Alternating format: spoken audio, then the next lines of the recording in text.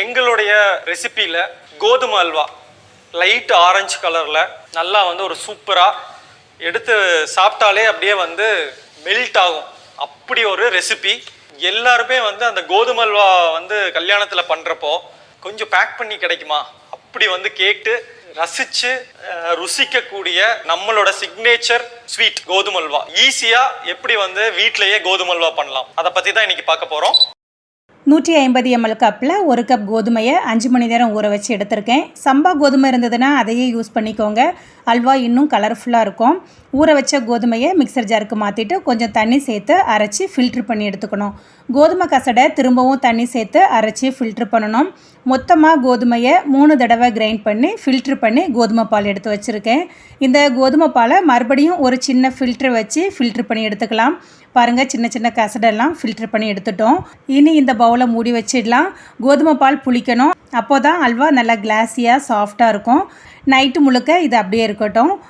அடுத்த நாள் காலையில் பவுலை ஓப்பன் பண்ணுறேன். கோதுமை பால் எல்லாம் வண்டல் மாதிரி கீழே செட்டிலாக இருக்குது. மேலே இருக்கிற தண்ணீரை தனியாக பிரித்து எடுத்துடணும்.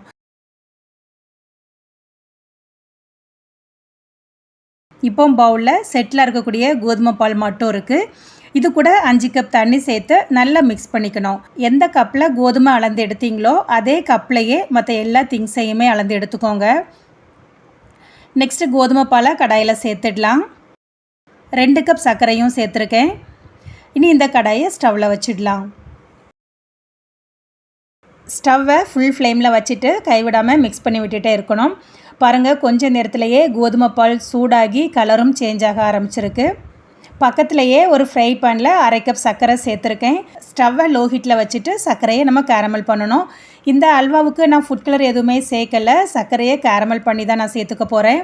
சர்க்கரை இந்த அளவு கலர் சேஞ்ச் ஆனதும் கொதிச்சிட்டு இருக்கிற கோதுமை பால் கூட சேர்த்து நல்லா மிக்ஸ் பண்ணி விட்டுக்கோங்க. அல்வா இந்த அளவு திக்கானதும் நெய் சேர்த்துக்கலாம்.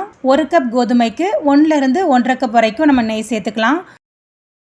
கொஞ்சம் முந்திரி பருப்பும் சேர்த்துக்கிறேன். நெய்யை மொத்தமாக ஒரே தடவையாக சேர்த்துடாமல் கொஞ்சம் கொஞ்சமாக சேர்த்து மிக்ஸ் பண்ணிக்கோங்க.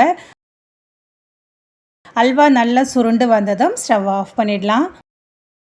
நல்ல கிளாஸியாக சாஃப்டான அல்வா ரெடி பண்ணிட்டோம். இந்த அல்வா சாப்பிட்றதுக்கே அவ்வளோ டேஸ்ட்டாக இருக்குங்க. கண்டிப்பாக ட்ரை பண்ணி பாருங்கள். ட்ரை பண்ணி பார்த்துட்டு எப்படி இருக்குன்னு மறக்காமல் கமெண்ட் பண்ணுங்கள். உங்களுக்கு இந்த வீடியோ பிடிச்சிருந்ததுன்னா லைக் பண்ணுங்கள். அப்படியே உங்களோட ஃப்ரெண்ட்ஸ்க்கும் ஷேர் பண்ணுங்கள். தேங்க்யூ.